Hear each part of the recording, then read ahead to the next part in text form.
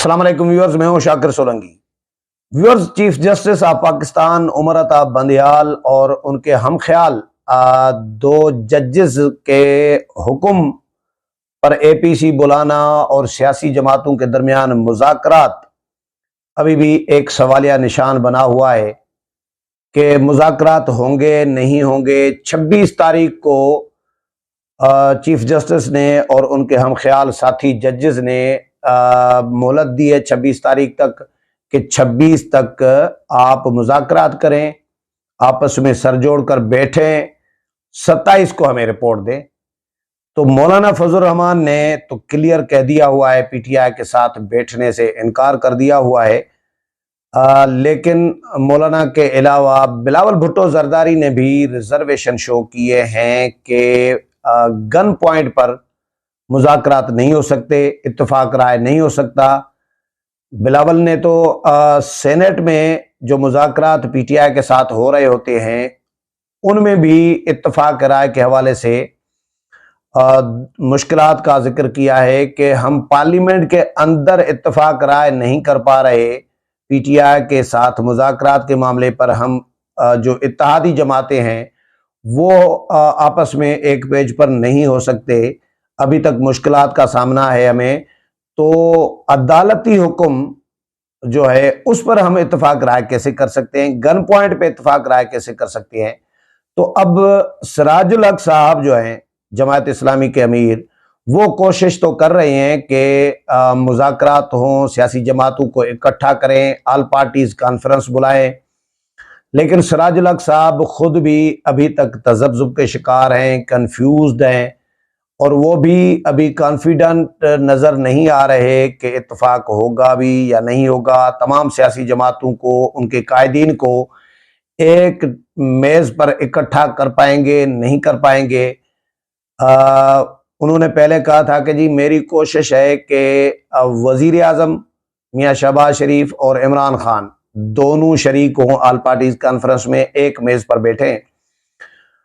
लेकिन मसला मौलाना फजल रहमान का भी है। आज मैं टीवी चैनल्स पर देख रहा था कि तबसरे ये चल रहे थे कि जी मौलाना फजल रहमान अगर मुज़ाकरात नहीं करते तो क्या कोई फ़र्क पड़ता है? क्या मौलाना की जमात की स्ट्रेंथ इतनी है कि मौलाना के बग़ैर मामलात न बन पाएँ?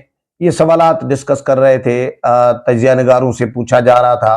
तो मेरा ख्याल है कि मौलाना फजल रहमान सिर्फ एक जमात नहीं है, जेयूआई नहीं है मौलाना फजल रहमान। मौलाना फजल रहमान 12 जमातों के इत्तेहाद के सरबराह हैं। अगर 12 जमातों के इत्तेहाद का सरबराह अगर राजी नहीं है तो फिर कैसे मुज़ाकरात आगे बढ़ सकते हैं?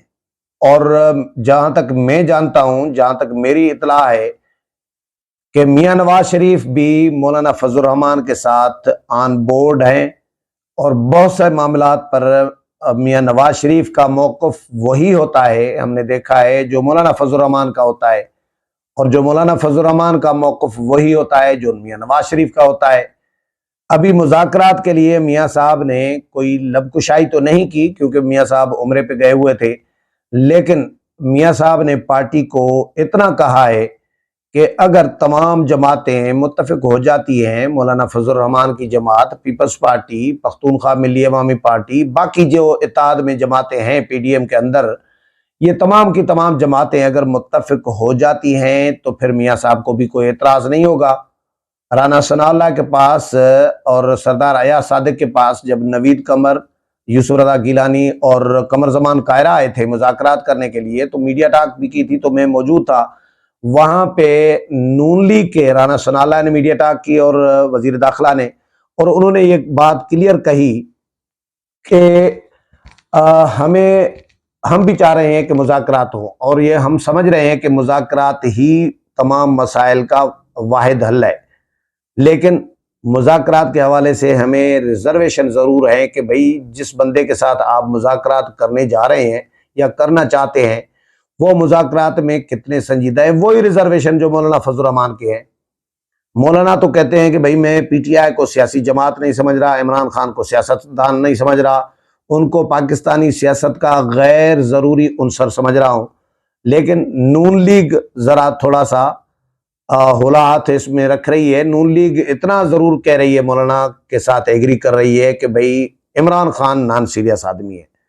अब मरियम नवाज ने भी कोई इतना बड़ा धुआंधार कोई बयान नहीं दिया, फिलहाल छोड़ दिया हुआ है, कमेटियों के हवाले मामला किया हुआ है। नून लीग ने कमेटी कायम की हुई है, पीपल्स पार्टी ने कमेटी कायम की हुई है, लेकिन मौलाना फजल रहमान ऑन बोर्ड नहीं आ रहे इनके साथ। मौलाना ने बिलावल साहब को जिस तरह क्लियर इनकार कर दिया कि जी मैं मुज़ाकरात का हिस्सा नहीं बनूंगा और मेरी जमात मुज़ाकरात का हिस्सा नहीं बनेगी। आपने अगर मुज़ाकरात करने हैं पीटीआई के साथ जाकर करें, जिस जमात ने करने हैं इत्तेहादी में से जिसने भी करने हैं इमरान खान के साथ वो जाकर करें, मैं कम से कम नहीं करूंगा। क्योंकि पहले बिलावल साहब को पूरा माजी पूरी किताब खोल के रखी मौलाना ने कि इन इश्यूज पर इमरान खान के साथ मुज़ाकरात की कोशिश की या नहीं की। वो हुकूमत में थे, इमरान खान वजीर आजम थे, उस वक्त अपोजिशन मिन्नतें करती थी कि भाई मुज़ाकरात करे। जितने भी कौमी इश्यूज आए, बड़े बड़े इश्यूज आए, कोरोना का इशू हो या जो पाकिस्तान को ग्रेप FATF का मामला हो या कोई और इशू हो, कानून साजी का मामला हो, तो अपोजिशन मिन्नत तल्ला करती थी कि भाई मुज़ाकरात करें, कौमी इशू है।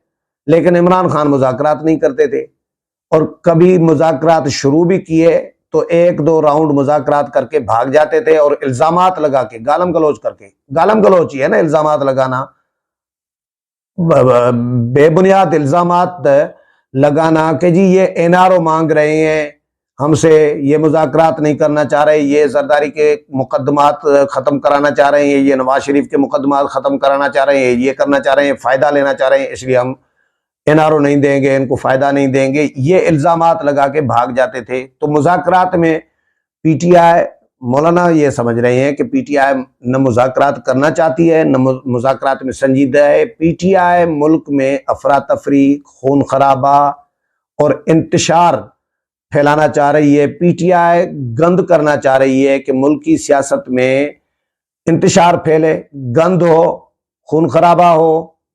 तो उसी मकसद के लिए PTI ने कभी हाँ कभी ना, कभी हाँ कभी ना, कभी मुज़ाकरात करना चाह रही है, कभी भाग जाती है।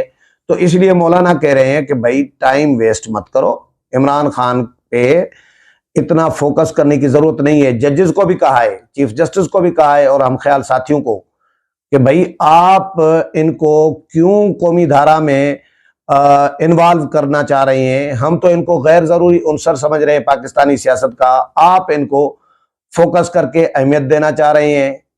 और आप कह रहे हैं कि जी आइन के, ये बड़ा पॉइंट है मौलाना का जो मैंने कल भी जिक्र किया था कि जजेस कह रहे हैं कि 90 दिन के अंदर इख्तलाफात, चीफ जस्टिस कह रहे हैं कि 90 दिन के अंदर इंतखाबात नहीं हुए तो ये आइन की खिलाफ वर्जी होगी जी, और हम आइन की खिलाफ वर्जी होने नहीं देंगे।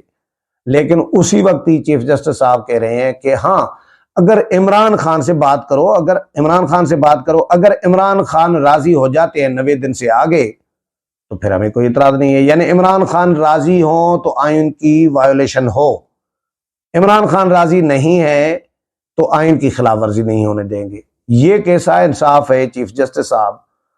तो मौलाना ने ये पॉइंट उठाया है चीफ जस्टिस के लिए कि आप इमरान खान के लिए आइन की खिलाफ वर्जी करने के लिए तैयार हैं, आइन की धज्जियां उड़ाने के लिए, इंसाफ की धज्जियां उड़ाने के लिए तैयार हैं, लेकिन इमरान खान नहीं मानते तो फिर आप बाकियों के लिए गुंजाइश आपके पास नहीं है, किसी को खिलाफ वर्जी होने नहीं देंगे। खिलाफ वर्जी तो हालांकि हो चुकी है, 90 दिन गुजर चुके हैं। तो अब ये है, मैं फोकस कर रहा हूं कि ईद के बाद क्या होगा, कि सियासी जमातें इकट्ठी होंगी नहीं होंगी। सिराजुल हक साहब जो कोशिश कर रहे हैं सियासी जमातों को इकट्ठा करने की, और चीफ जस्टिस साहब ने सिराजुल हक साहब की तारीफ कीजिए, अल्लाह आपने बड़ा नेक काम में हाथ डाला है और अल्लाह बरकत डालेगा, हम दुआ करते हैं, दुआ कर रहे थे। क्योंकि सिराजुल हक तो चले अपने खुलूस में कर रहे हैं, उनकी नियत पे शक नहीं है, लेकिन काम तो वही है ना जो चीफ जस्टिस चाह रहे हैं, जो इमरान खान चाह रहे हैं। फैसिलिटेशन तो इमरान खान की भी हो रही है ना, सिराजुल हक साहब जो काम कर रहे हैं। इसीलिए चीफ जस्टिस साहब दुआएं कर रहे हैं सिराजुल हक साहब को कि जी आपने नेक काम में हाथ डाला है, हम दुआ करते हैं कि इसमें बरकत अल्लाह डालेगा। तो सिराजुल हक साहब खुद कॉन्फिडेंट नहीं है, उनको अदालतों के हवाले से भी रिजर्वेशन है, उनको इमरान खान के हवाले से भी रिजर्वेशन है, उनको हुकूमत के भी हवाले से रिजर्वेशन है। वो ये कह रहे हैं सिराजुल हक साहब, क्लियर मौक़िफ़ है सिराजुल हक का पहले दिन से कि भाई पंजाब में, सिर्फ पंजाब में इंतखाबात नहीं होने चाहिए।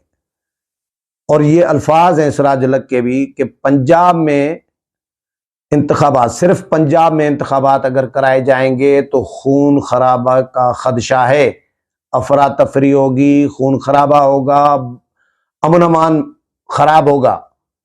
तो हम नहीं चाहते कि सिर्फ पंजाब में इलेक्शन हो, हम चाह रहे हैं कि एक ही दिन पूरे मुल्क में इलेक्शन हो जिस तरह माजी में होते रहे हैं, और उसके लिए तारीख का तयन मिलजुल के मुशावरत करके तमाम सियासी जमातों के साथ मिल के करें, जो भी करें। तो सिराजुल हक साहब ने मौलाना फजलुर रहमान के साथ भी रब्ता किया है, उन्होंने कहा है कि मेरी मौलाना से बात हुई है, लेकिन मेरी जो ऑब्जर्वेशन है कि मौलाना फजलुर रहमान शायद खुद इसमें ऑल पार्टीज कॉन्फ्रेंस, पहले तो ऑल पार्टीज कॉन्फ्रेंस होगी या नहीं होगी, ये सवाल या निशान है।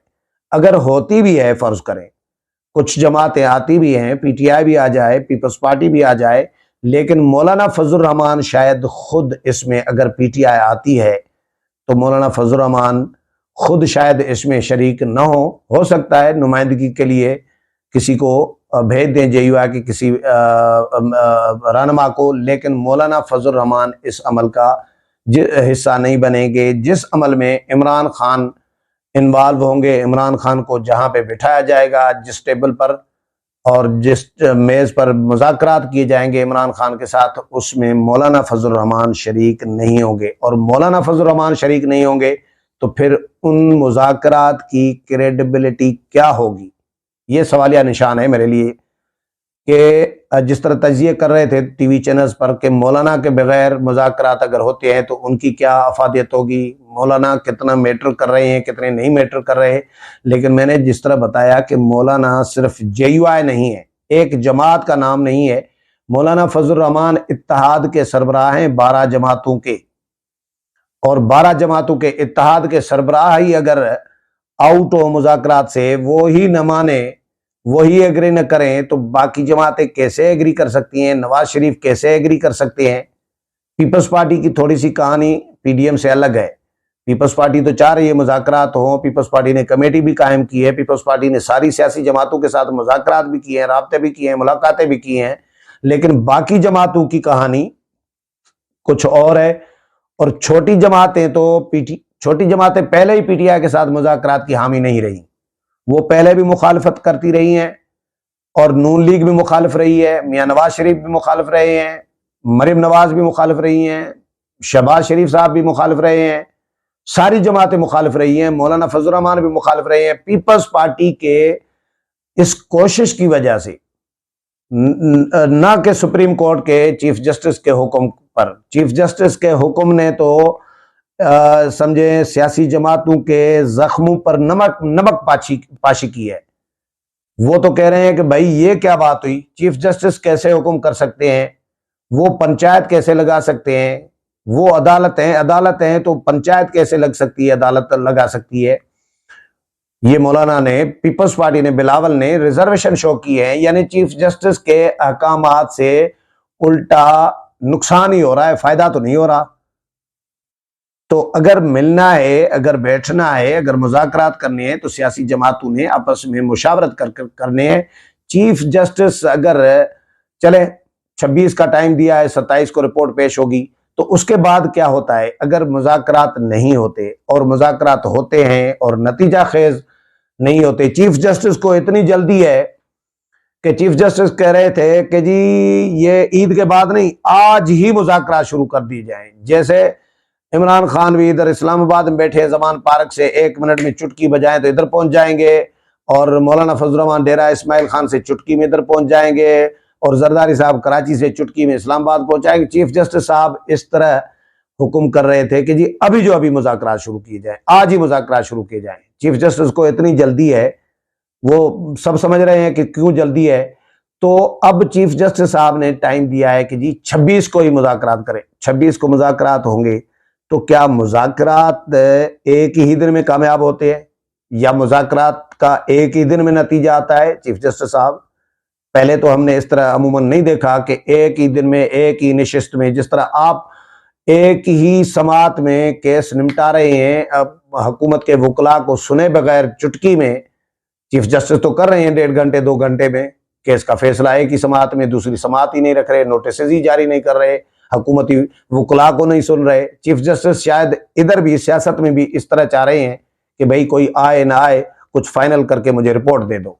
तो इस तरह तो नहीं होगा। तो मेरा ख्याल है कि मौलाना फजल रहमान जब तक इन मुज़ाकरात में नहीं होंगे तब तक इन मुज़ाकरात की कोई क्रेडिबिलिटी नहीं होगी और कभी इम्कान है कि मौलाना इन मुज़ाकरात में नहीं होंगे। और एपीसी जो अगर बुलाई जाती है या मुज़ाकरात किए जाते हैं तो उस एपीसी में भी मौलाना शायद शरीक ना हो। उम्मीद है प्रोग्राम पसंद आया होगा। अगले प्रोग्राम में फिर मुलाकात होगी, तब तक इजाज़त चाहता हूँ। अल्लाह हाफिज़।